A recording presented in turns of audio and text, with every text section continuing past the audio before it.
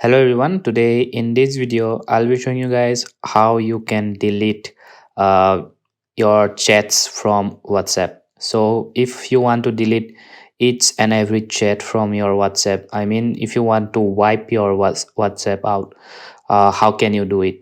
So let me show you guys. First, there is this slow method in which you need to do it manually. For example, if want to delete this chat, just hold here once, and after that this animation will pop up. You just need to swipe down, and from here just tap delete chats.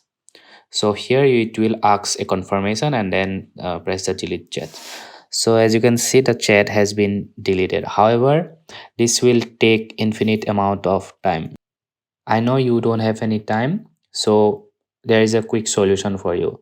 So for that, you just need to go to your settings, and after that go to chats. And as you can see here, there is an option called delete all chats. What you need to do is tap here once, and then type your phone number.